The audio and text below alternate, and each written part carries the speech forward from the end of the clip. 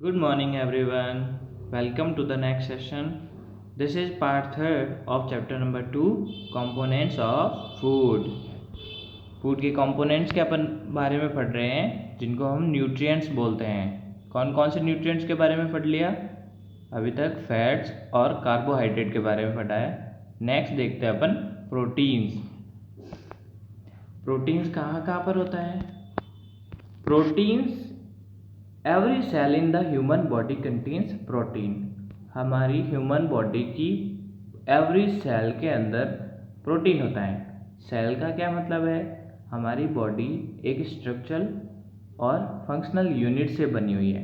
मतलब हमारी पूरी की पूरी बॉडी एक छोटे छोटे से पार्टिकल से मिलकर बनी है। उस सबसे छोटे पार्टिकल को सेल बोलते हैं।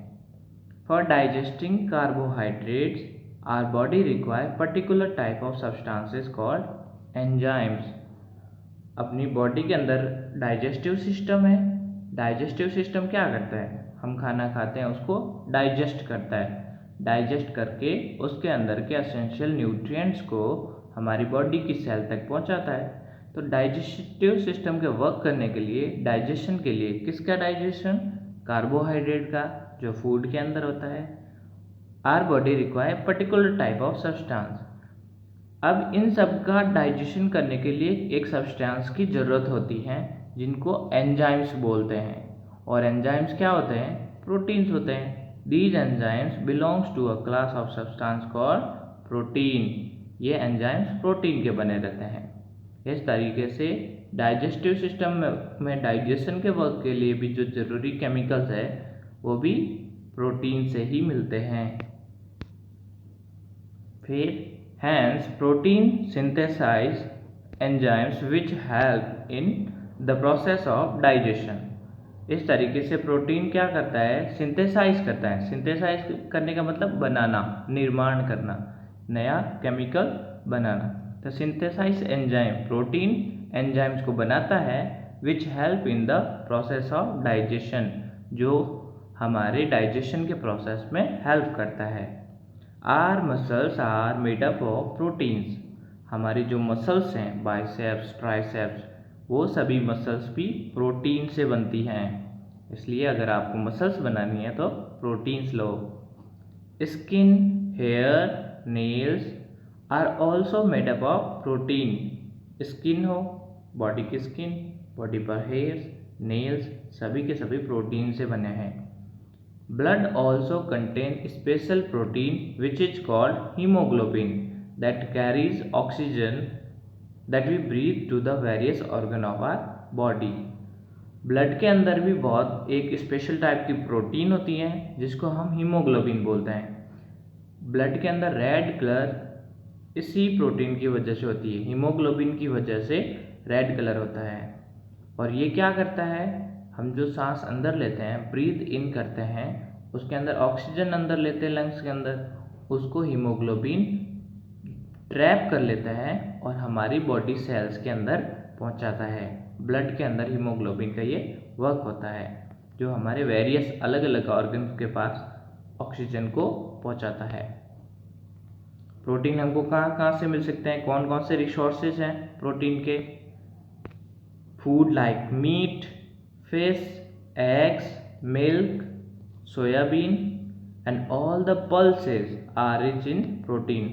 हर तरह की दालें, सोयाबीन, दूध, अंडे, मछली और मांस, सभी के अंदर प्रोटीन होता है। कैलोरी क्या होती है? अपन एनर्जी को कैलोरी के अंदर मेजर करते हैं। फैट के अंदर देखा था, उसमें किसी बच्चे को 2200 कैलोरी की रोजाना ज़रूरत होती है। तो कैलोरी होती क्या है? Calorie is the unit use to measure energy.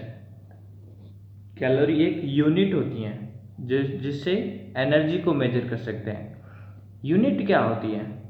जैसे कि हम लोग किसी मास को, किसी का वेट मेजर कर देते, क्या करते हैं? किलोग्राम में मेजर करते हैं। 5 kilogram, 10 kilogram, 20 kilogram.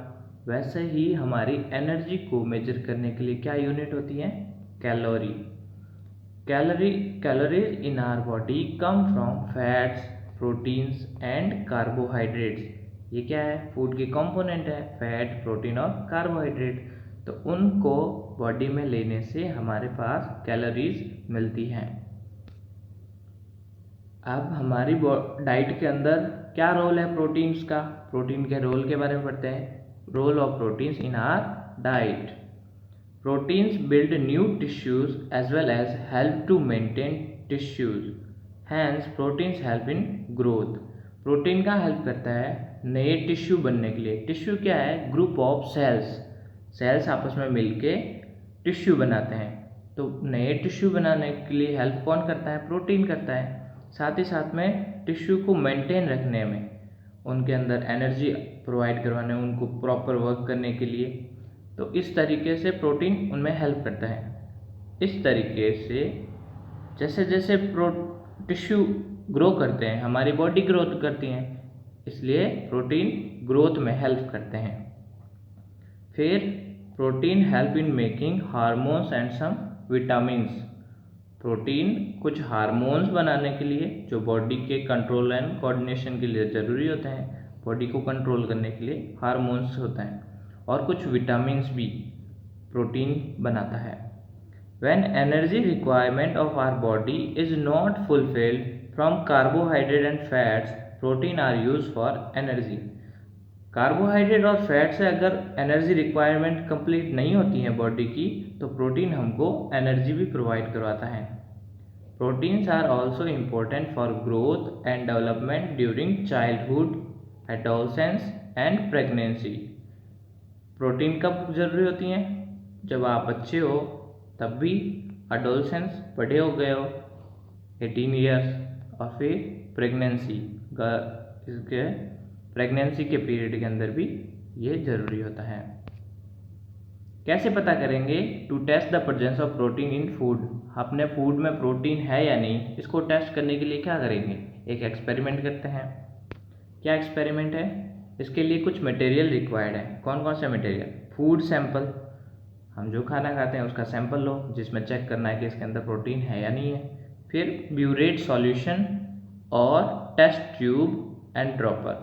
Test tube जिसके अंदर अपन टेस्ट करेंगे, ये होती टेस्ट ट्यूब ग्लास की, और ड्रॉपर जिससे अपन कोई भी केमिकल्स डालेंगे drop by drop. Burette solution क्या होता है, burette solution is mixer of copper sulphate and potassium hydroxide.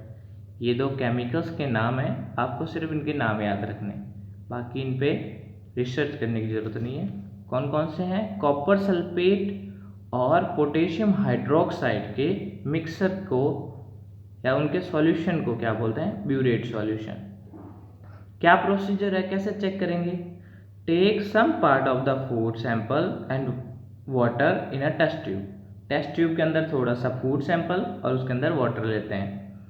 Add an equal amount of butyrate solution to it with the help of dropper, और साथ ही साथ उसके अंदर ब्यूरेट सॉल्यूशन को dropper की हेल्प से डालते हैं। क्या ऑब्जर्व करेंगे, ऑब्जर्वेशन है, you will observe that the food sample taken in test tube changes to purple और वायलेट कलर। तो जो फूड सैंपल उसके अंदर था, उसकी वजह से ये सॉल्यूशन या तो पर्पल कलर में चेंज हो जाएगा या फिर वायलेट कलर में चेंज हो जाएगा। तो वायलेट या पर्पल कलर आने का मतलब होता है फूड के अंदर प्रोटीन है। कंक्लूजन क्या हुआ, the change in colour confirm the presence of protein in the food sample. That's all, thank you all.